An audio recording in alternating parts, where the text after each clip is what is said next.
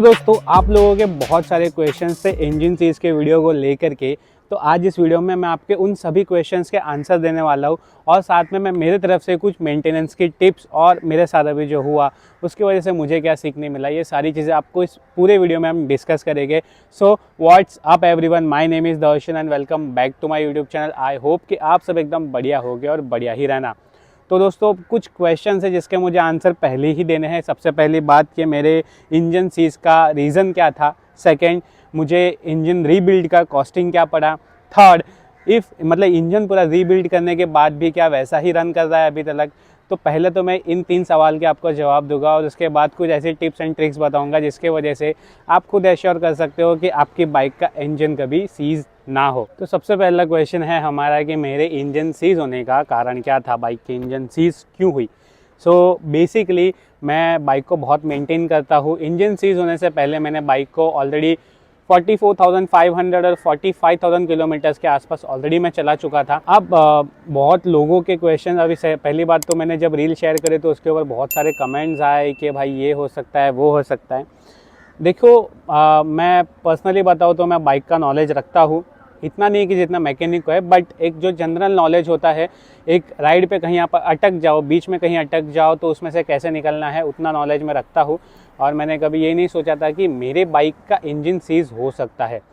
अब इसका जो रीज़न था बहुत छोटा सा रीज़न था और इतना माइनर रीज़न था कि वो अगर मैंने थोड़ा सा ध्यान दिया होता तो ये कभी नहीं होता। तो इसका रीज़न ये था, मैंने मुंबई टू गोवा की जो मेरी राइड थी वो करने से पहले 6 तारीख को मैं निकल रहा था, उससे पहले 3 तारीख को मैंने सर्विस करवाई थी। और जब सर्विस करवाई थी तब प्रॉपरली बाइक सर्विस हुई थी, इंजन ऑयल ड्रेन किया, नया इंजन ऑयल डाला, सब कुछ किया। लेकिन उससे पहले ही मेरे इंजन ऑयल का जो नीचे से जहाँ से ऑयल का नट लूज़ करके ऑयल ड्रेन करते हैं ना, वो नट का ना थ्रेड होता है। अब वो थ्रेड किसी का भी जा सकता है, कैसे भी जा सकता है। तो मैंने वो कभी नोटिस नहीं किया था कि वहाँ से माइनर थोड़ा थोड़ा ऑयल पहले लीक हो रहा था। अब ये मैंने नोटिस इसलिए नहीं किया क्योंकि मैं हर 10 दिन में चेन क्लीन और लूप करता हूँ। तो जब चेन क्लीन और लूप करते हैं ना, तो अभी आपको मैं एक पार्ट बताता हूँ, वहाँ पे ना ज़्यादातर ऑयल गिरा हुआ रहता है और ल्यूब गिरा हुआ रहता है जो कि पूरा काला काला ऑयल जैसा ही दिखता है। तो मैंने उस चीज़ को इग्नोर इस वजह से किया, आई थॉट कि वो बैश प्लेट पे जो काला काला है वो चेन का जो गंदा ऑयल या फिर जो मैं क्लीन करता हूँ ना वो उसका कचरा है, ठीक है। सो उसको मैंने इग्नोर किया। और फिर जब मेरी बाइक सर्विस होकर के आई तो उसके बाद से उसका ऑयल ड्रेन जो है बहुत ज़्यादा जल्दी होने लगा और उसको मैंने 3 दिन में, मतलब मैं ऑफिस तो डेली बाइक से आता जाता हूँ, तो मैंने उसको नोटिस नहीं किया और वो धीरे धीरे करके 3 दिन में इतना कम हो गया कि सर्विस करने के 173 किलोमीटर्स के बाद मेरे बाइक का इंजन सीज हो गया ड्यू टू हाई स्पीड। मतलब हाई स्पीड भी वो नहीं बोल सकते, बट 100 और 110 में जब राइड करता हूँ तो मैं ईजिली चलाता हूँ, तो उसमें कोई मुझे कभी प्रॉब्लम हुई नहीं है। सेकेंड चीज़, ये चीज़ इसलिए इस वजह से होता है क्योंकि जब हाई स्पीड पे आपकी बाइक चलती है तो आपका इंजन ज़्यादा हीट होता है, उस टाइम पे उसको ज़्यादा लुब्रिकेशन की ज़रूरत पड़ती है। और वो लुब्रिकेशन जब नहीं मिलता है तो हीट की वजह से वैक्यूम क्रिएट होता है, जिसकी वजह से आपका पिस्टन या फिर जो भी बोल सकते हो, मतलब पिस्टन बोल लो या फिर आपका क्रैंकशाफ्ट बोल लो, वो वैक्यूम के वजह से, हीट के वजह से अंदर ही टूट जाता है। तो मेरा ठीक वैसा ही हुआ, पिस्टन अंदर टूट गया जिसके वजह से इंजन जगह पे ही सीज हो गया और इसी वजह से किक भी नहीं लग रही थी। तो ये रीज़न था। अब ये क्वेश्चन, मतलब क्वेश्चन नहीं बोल सकते, एक्सपल्स के ऊपर बहुत लोगों ने बहुत कुछ बोला है कमेंट्स में मेरे दिल के नीचे। तो एक बेसिक जो सबका कमेंट है उसके ऊपर मैं बताना चाहता हूँ। बहुत सारे लोगों ने बोला कि भाई मेरी बाइक का इंजन सीज हुआ है, मेरे बाइक के साथ ये हुआ है वो हुआ है। बट मैं आपको पर्सनली बताऊँ, इस बाइक को मैंने 45,000 किलोमीटर चलाया है। इसके पहले भी मेरे पास एक्सपल्स थी, carburettor version, that I ridden to 30,000 kilometres. So totally I have 75,000 kilometre of experience on Xpulse only. अब ये भी जो इंजन सीज हुआ इसका कारण सिर्फ इंजन ऑयल था। अगर वो इंजन ऑयल रहता तो मेरे बाइक कभी सीज भी नहीं होती और कोई प्रॉब्लम भी नहीं आता। एंड इन दिस 45,000 किलोमीटर मेरी बाइक में सिर्फ कैमशाफ्ट ट्रॉकरम चेंज हुआ है, वो भी under warranty, that is also on 22,000 kilometre. उसके बाद मेरी बाइक में कोई प्रॉब्लम नहीं आया था। डायरेक्ट अब आया, वो भी कुछ रीज़न की वजह से, अदरवाइज़ मेरी बाइक टोटली फाइन चल रही थी। इसके ऊपर मैंने 11 स्टेट्स कवर किए हैं, लेह लद्दाख किया है, मुंबई टू अयोध्या की सोलो राइड की है, एक बार में 200 किलोमीटर निकाला हूँ ऑन अ स्पीड ऑफ 90-100। मैंने कंटिन्यूस 1 घंटा 2 घंटा राजस्थान की गर्मी में चलाया है भाई। तो अगर आप ये बोल रहे हो ना कि आपकी एक्सपल्स उतनी कैपेबल नहीं है, सो मैं पर्सनली बोलूँगा, ये मेरा एक्सपीरियंस है। देखो ये बाइक मुझे कंपनी ने नहीं दी है, ये मैंने अपने पैसों से खरीदी है, अपने पैसों से मॉडिफिकेशंस की है, अपने पैसों से राइड लगाई है। बट अगर मैं अपना एक्सपीरियंस शेयर करूँ तो अगर आप जब लंबी राइड पे हो ना, तो बाइक का नेचर पूरा चेंज हो जाता है on a long ride. If you अगर आप फील कर सकते हो आपके इंजन को ना, तो पूरा का पूरा जो नेचर होता है ना वो चेंज हो जाता है आपकी बाइक का। और जब आप लॉन्ग राइड पे रहते हो तो bike feels like a very smooth engine. I can say that कि इतना स्मूथ कि आप इजीली 9500 राइड कर सकते हो एक्सपल्स पे भी विदाउट एनी इशू। बस खाली आपकी bike proper time to time maintain service होनी चाहिए और आपको भी उसके बारे में नॉलेज होना चाहिए हर एक चीज़ को लेकर के। अब सबसे मेन सवाल के what cost I have paid to rebuild this engine. तो देखो भाई 7000 रुपीज़ का खर्चा हुआ। अब आप बोलोगे कि आप टाइम टू टाइम सर्विस करवा रहे थे तो आपका इंजन वारंटी में रहेगा। यस, मेरा इंजन वारंटी में था, इसी वजह से ही सिर्फ 7000 का कॉस्टिंग आया। अब इसका रीज़न भी मैं आपको बताऊंगा और आपको ये भी चीज़ बताता हूँ कि मेरी बाइक में क्या क्या चेंजेस हुए हैं।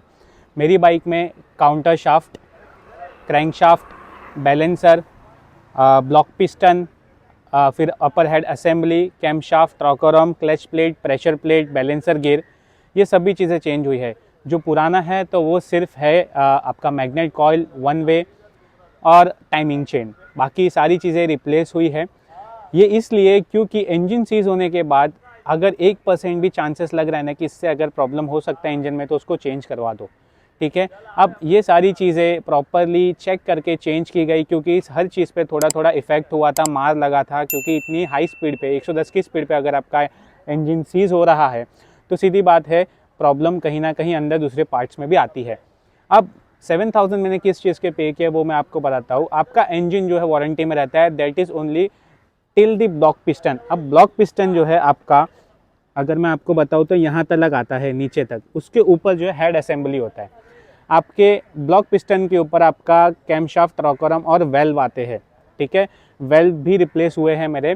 तो अपर हेड असेंबली, ठीक है, आपका ऊपर का जो पोर्शन है वो, उसके अंदर अपर हेड असेंबली लगता है, उसके अंदर कैमशाफ्ट, रॉकर आर्म लगता है, वेल्व लगता है।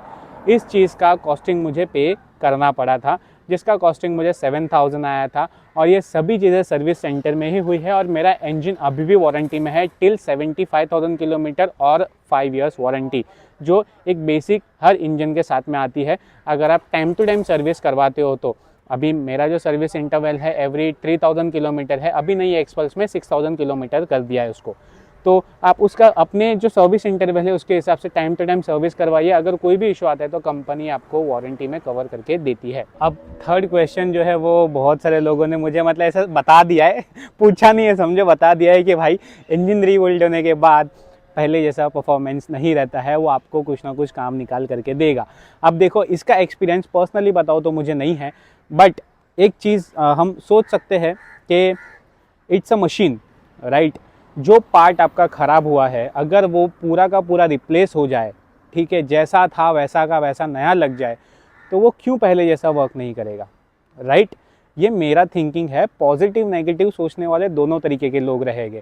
अब कुछ लोगों ने ये मतलब कैसा है कि एक्सपीरियंस भी क्या है कि भाई मेरा इंजन रीबिल्ड हुआ था लेकिन उसके बाद इंजन मतलब नहीं वर्क कर रहा था, वैसे वो मज़ा नहीं आ रही थी चलाने में, वो थ्रिल नहीं थी, तो मैंने बेच दिया। तो देखो भाई, एक इंजन जब पूरा नया रीबिल्ड होता है ना, उसके बाद सर्टेन किलोमीटर्स तक आपको अपने लिमिटेशन में चलाना होता है। द रीज़न इज़ दैट कि पार्ट्स सारे नए होते हैं। अब प्योर हिंदी में अगर बोलूँ तो इंजन को पकने टाइम लगता है। जैसा हीटअप होता है ना, अब जैसे बोलता है कि आपका इंजन पूरा, अब जब जैसा हाई स्पीड पे अभी जैसे एक्सपल्स 125 जाती है, एक्सपल्स को पूरा खोल दिया मतलब कि मैंने उसको उसके एक्सट्रीम लिमिट तक चला लिया, मतलब आपका इंजन उस लिमिट के लिए कैपेबल है, तब जाके आप उसको खोल पाते हो। इसी वजह से इंजन को पहले 1000 किलोमीटर पहली 1-2 सर्विस तक आपको उसको लिमिट में चलाना चाहिए। लिमिट में मतलब ऐसा नहीं है कि आप 50 के अंदर चलाओ, 60 के अंदर चलाओ। लिमिट क्या होता है ना, आरपीएम लिमिट होनी चाहिए। अब ये बाइक जो है ना 4 to 5000 आरपीएम तक ईजिली चल सकती है। तो मैं ये आपको सिंपल वे में, सिंपल भाषा में बताऊँ तो ईच एंड एवरी गियर में आप ईजिली जैसे आप चलाते हो वैसे ही चलाओ, लेकिन 5000 आरपीएम के ऊपर आप मत जाओ। 5000 आरपीएम पे जहाँ पर आपकी मैक्सिमम स्पीड आ रही है ईच गियर में, वो आप अचीव करो। बट नॉट लाइक के यार सीधा रेव किया और गाड़ी भागनी चाहिए, वैसा कॉन्सेप्ट नहीं होता है भाई। वैसा कॉन्सेप्ट अगर आप ट्राई करोगे ना तो आप चाह कर भी अपना इंजन, आपकी नई बाइक लोगे ना तो उसमें भी प्रॉब्लम आएगी। ये मैं आपको लिख करके देता हूँ, क्योंकि engine are meant to be like, ठीक है, आप NS के इंजन देख लो, वो हाई स्पीड मतलब हाई रेविंग इंजन है, MT-15 हाई रेविंग इंजन है। Xpulse is not a high revving engine, ये मैं आपको बता दूं। अगर आप एक्सपल्स को उस तरीके से चला रहे हो कि भाई गियर डाला, थ्रॉटल फुल थ्रॉटल दे रहे हो, तो भाई ये इंजन आपको काम देगा, क्योंकि देयर इज़ मतलब एक सिंपल बात बताओ तो रिफाइनमेंट में वो लेवल नहीं है जो आपको होंडा और सुजुकी प्रोवाइड करता है। बट अगर आप लॉन्ग राइड कर रहे हो और आप इंजन को समझ पा रहे हो, आपको इंजन से जो रिक्वायरमेंट है वो आपको मिल पा रहा है, उसको समझ के चला रहे हो, तो आपको कोई प्रॉब्लम नहीं होगी। अब मैं भी यही पॉजिटिविटी लेकर के चल रहा हूँ कि इंजन में कोई इशू ना आए और हमारा इंजन आगे भी ऐसे ही वर्क करे जैसे अभी तक कर रहा था। तो दोस्तों, आपको मैं कुछ ऐसी टिप्स एंड ट्रिक्स भी बताने वाला हूँ जो अभी फ़िलहाल रिसेंटली जो मेरे साथ है उससे मैंने सीखा। और एक बात कि आपको हम बाइक चला करके भी दिखाएंगे, इंजन का साउंड भी सुनाएंगे, प्रॉपरली गोप्रो में राइड करके बताऊंगा 60-70 की स्पीड तक, क्योंकि अभी हमारी बाइक के 500-550 किलोमीटर ही हुए हैं सिर्फ। तो कुछ टिप्स जो मैंने सीखी है, देखो सबसे पहली बात तो आपको टाइम टू टाइम सर्विस तो करवानी ही है, जो आप करते रहोगे या फिर नहीं करते रहो तो करवाते रहो भाई, ये नेसेसरी है। और हर एक कंपनी का अलग अलग अपना रूल है, सर्टेन किलोमीटर्स और सर्टेन टाइमिंग है। अब जैसे मेरी बाइक का जो टाइम है विच इज़ 3 मंथ्स और 3000 किलोमीटर, ये पुरानी वाली एक्सपल्स का, नई वाली एक्सपल्स का 6000 किलोमीटर्स ड्यूरेशन कर दिया है। तो हर एक बाइक का अपना अपना अलग टाइम एंड ड्यूरेशन है, तो उसके हिसाब से टाइम टू टाइम सर्विस कराओ। सेकंड चीज़, टाइम टू टाइम चेन को क्लीन और लूप करो। और उससे जो मैंने सीखा कि बेस्ट प्लेट पे अगर उसकी गंदगी पड़ी है तो भाई उसको भी एक बार चेक कर लो कि वो ऑयल लीकेज ना हो, ठीक है। अब नॉर्मली अभी बाइक का तो पूरा काम सॉर्टेड हो चुका है, बाइक अपनी अच्छी चल रही है। दूसरी चीज़ मैं आपको बता दूँ, आप जब भी राइड पे निकलो, देखो एज ए राइडर मैं पर्सनली बताता हूँ, राइड के एक रात पहले नींद नहीं आती है। मुश्किल से आप 1 घंटा या 2 घंटा मैक्स टू मैक्स सो पाओगे, उसमें भी आप आधी तो तैयारी में लगे रहोगे और आधी एक्साइटमेंट में आपकी नींद चली जाएगी। तो राइड के एक दिन पहले, ठीक है, राइड के एक दिन छोड़ के, मतलब समझो अगर 20 तारीख को राइड है तो आप 18 तारीख को एक बार आपकी बाइक का इंजन ऑयल लेवल चेक कर लो। आपकी इंजन ऑयल का जो ये होता है ना पिन जो आप डालते हो, ठीक है, वो पिन जब निकालोगे ना उसमें डॉट रहता है जो इंजन ऑयल का लेवल आपका बताते हैं। अगर आपके इंजन ऑयल का लेवल वो डॉट के हिसाब से नहीं है तो इंजन ऑयल तुरंत फ्यूल अप कराओ। एक दिन पहले इसलिए बोल रहे हैं क्योंकि अगर एक दिन पहले मतलब राइड के एक दिन पहले से 20 को राइड है और 18 को चेक किया तो आपके पास 19 तारीख पड़ी है नया ऑयल खरीद के ला करके टॉप अप करने के लिए। अगर आप 19 की रात को देखोगे 20 की सुबह को निकलना है तो आप ऑयल कहाँ से अरेंज करोगे? ओके, तो एक जनरली आपके हिसाब से वो एक बार चेक कर लेना। दूसरी बात, आपके इंजन में अगर किसी तरीके की नॉकिंग आ रही है, मेजरली जो नॉकिंग होती है वो टैपिड की होती है, टाइमिंग चेन की होती है, ये 2 ही नॉकिंग आती है, ठीक है। और इस सिनारियो में एक्सपल्स में जो होता है ना, कैमशाफ्ट, रॉकरम और टाइमिंग चेन ये रिप्लेस होता है एज पर द डैमेज, जो भी डैमेज हुआ है। समझो कैमशाफ्ट और रॉकरम डैमेज हुआ है तो वो रिप्लेस हो जाता है, और टाइमिंग चेन अगर डैमेज है तो वो रिप्लेस हो जाती है। ओके, अब जैसे मैंने बताया वो अपर हेड वाले पोर्शन में आता है, तो वो उसके ऊपर डिपेंड करता है कि आपकी गाड़ी कितना किलोमीटर चली है, कितने टाइम टू टाइम सर्विस करवाई है, और बाकी सर्विस सेंटर जहाँ पर आप काम करवाते हो उसके ऊपर। वो मैं नहीं बोल सकता कि अंडर वारंटी आएगा या नहीं आएगा, क्योंकि मेरी बाइक में वारंटी में कवर नहीं हुआ है, क्योंकि मेरी बाइक 45,000 किलोमीटर प्लस चल चुकी है इस वजह से। और अगर आपको बाइक को मेंटेन रखना है तो मैं तो यही बोलूँगा भाई, डेली बाइक को चलाओ, बाइक को फील करो। बाइक को फील करोगे ना तो आपको ज़्यादा पता चलेगा कि आपके इंजन में क्या इशू है। और एक मेजर सवाल जो लोगों ने मुझसे पूछा था कि भाई ये स्टॉक एग्जॉस्ट क्यों लगा दिया है? स्टॉक एग्जॉस्ट लगाने का रीज़न सिर्फ एक ही है। देखो, वो एग्जॉस्ट अच्छा था, आवाज़ भी अच्छा दे रहा था, मज़ा आ रही थी चलाने में, थ्रिल आ रही थी, लेकिन स्टॉक एग्जॉस्ट लगाने का कारण ये है क्योंकि नया इंजन रीबिल्ट हुआ है। तो इंजन का आवाज़ while riding, if you are on a 70-60, ठीक है, अभी तो उतना ही चला रहा हो, तो उस स्पीड पे आपको इंजन का फील, इंजन का आवाज़ प्रॉपर आए, इसलिए मैंने स्टॉक एग्जॉस्ट लगाया है, जिसकी वजह से आई कैन फील कि अगर इंजन में कोई नॉकिंग आ रहा है, ठीक है, जैसे अभी मैंने जैसे लिया था ना तो इसमें टैपिड नॉइज़ था। टैपिड नॉइज़ हल्का सा ऊपर हेड ओपन करके 2 नट का सेटिंग होता है, वो अगर प्रॉपर सेट हो जाए तो आपका नॉकिंग बंद हो जाता है। तो ये नॉर्मल चीज़ें हैं जो किसी भी बाइक में हो सकती है, इसका मतलब ये नहीं कि आपका इंजन वापस खोलना पड़ा, it's just a normal thing जो हर एक इंजन में, इट्स अ मशीन, तो वहाँ पे आपको करना पड़ता है। तो वो मैंने स्टॉक एग्जॉस्ट लगाया, उसके वजह से मुझे पता चला। तो स्टॉक एग्जॉस्ट लगाने का कारण सिर्फ इतना है कि मैं इंजन को फील कर सकूँ फॉर एटलीस्ट 2000 और 3000 किलोमीटर, जब मुझे ऐसा लगेगा कि मेरा इंजन प्रॉपर हो चुका है हाई स्पीड के लिए। उसके बाद में जो अपना नॉर्मल MW का एग्जॉस्ट था, या तो फिर मैं अभी कोई दूसरा प्लान कर रहा हूँ एग्जॉस्ट लगाने का, तो वो मैं इंस्टॉल कर दूंगा। तो अब अगर आपको कुछ भी क्वेश्चन है बाइक को लेकर के, इसके इंजन को लेकर के, तो आप मुझे कमेंट में पूछ सकते हो। और एक काम करते हैं, अब इतनी सारी बातें कर ली, आपको इतने सवालों के जवाब तो दे दिए, अब एक काम करते हैं, बाइक चलाते हैं और आपको बाइक का रियल टाइम रिव्यू देते हैं। सो गाइज, आप लोग को साउंड चेक करवाते हैं। और सबसे पहले ये बता दूं मैं आपको कि हमारी बाइक, एक मिनट, इंजन बनने के बाद में 640 किलोमीटर्स चल चुकी है। तो अभी आपको इंजन का आवाज़ सुनाते हैं अच्छे से।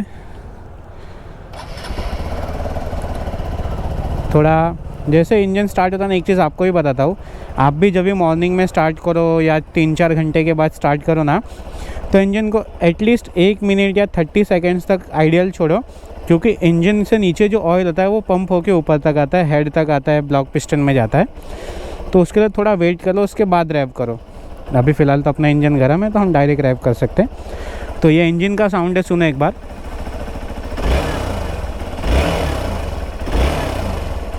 ठीक है, थोड़ा हल्का खरखर आ रहा है, ठीक है, उसका कुछ अगर होगा तो वो मैं करवा लूँगा, बट मेरे ख्याल से एक्सपल्स के लिए वो नॉर्मल नॉइस है। एग्जॉस्ट का साउंड चेक करो।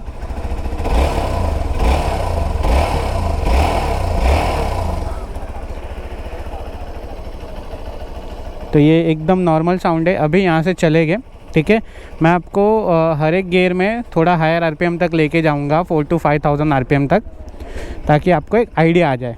उसके बीच में मैं कुछ बोलूँगा नहीं, ताकि आप इंजन का साउंड जो है प्रॉपर फील कर सको।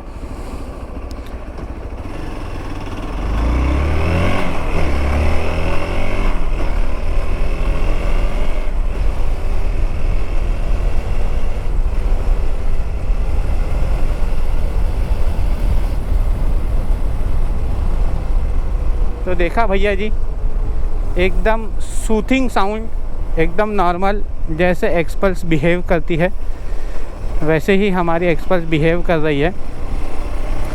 थोड़ा बहुत ऊपर नीचे जो होगा, जब हमारी अभी फर्स्ट सर्विस होगी, फर्स्ट सर्विस मतलब कहीं सर्विस हो चुके, बट अभी इंजन बनने के बाद में जो फर्स्ट सर्विस होगी उसमें ऑयल चेंज वगैरह करेंगे, तो जो पार्टिकल्स वगैरह होते हैं ना, टूट के जो अंदर आ जाते हैं, तो ओ भाई एसडी, सही नहीं, यामाहा RD 350 था भाई, मस्त।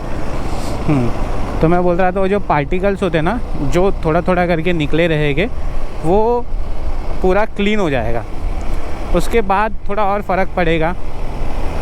इसलिए पहली 1-2 सर्विस तक कुछ नहीं करना है, प्रॉपर जब हो जाएगा ना तब फिर हम भगाएंगे। देखो अभी तो अच्छी खासी चल रही है, आपको आवाज़ भी सुनाया भगा कर।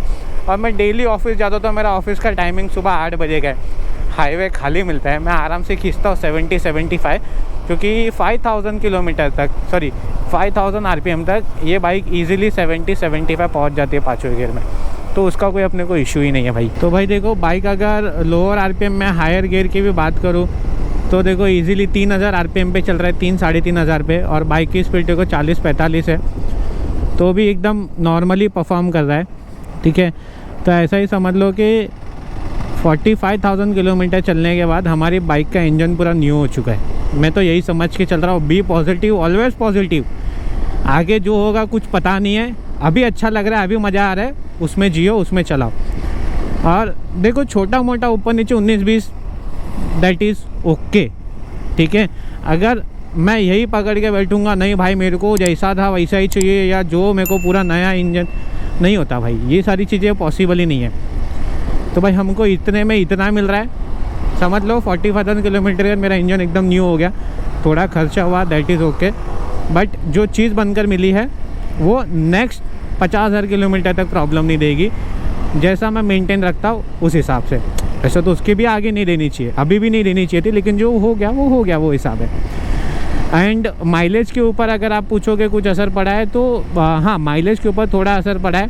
पहले मेरी बाइक माइलेज देती थी 32 kmpl की, अभी दे रही है 30 kmpl सिटी में। हाईवे पे मैंने अभी तक ट्राई नहीं किया है, हाईवे पे जाऊंगा तो प्रोबेबली थोड़ा ज़्यादा मिलेगा। अभी वही हिसाब है, फुल नया ही इंजन है, हर एक चीज़ चेंज हो गई है, तो वो प्रॉब्लम मतलब वो चीज़ें जो है थोड़ी बहुत फ़र्क पड़ेगी। जैसे जैसे इंजन चलेगा, थोड़ा पुराना होगा, तो वो ऑटोमेटिक सही हो जाएगा। ये मेरा एक्सपीरियंस था अपने, मेरे साथ जो भी हुआ उसको लेकर के, इसलिए मैंने आपको कुछ टिप्स भी अपनी तरफ से बताई, ठीक है। और अगर आप लोगों में से भी किसी को ऐसा लगता है ना कि नहीं भाई ये भी होना चाहिए, तो आप लोग कमेंट करो भाई, लोगों को पता चलेगा। आप लोगों के पास थोड़ा ज़्यादा नॉलेज है तो आप लोग भी शेयर करो, हम दुनिया को बताएंगे हमारे कमेंट्स में, ठीक है। तो देखो भाई, और अगर कुछ भी आपको क्वेश्चन होना इस चीज़ को लेकर के, ठीक है, मेरे वीडियो को लेकर के और किसी चीज़ को लेकर के, तो आप लोग कमेंट करो, ठीक है। आप लोग पूछो मुझे जितना पता होगा, जितना नॉलेज होगा, मैं पूरा भर के नॉलेज भाई कमेंट में शेयर करूंगा। क्योंकि भाई जितने क्वेश्चंस याद थे, जो बेसिक क्वेश्चंस है, जो लगे मुझे आपको आंसर करने चाहिए, उन सभी क्वेश्चंस के मैंने आपको आंसर इस वीडियो में दिए हैं।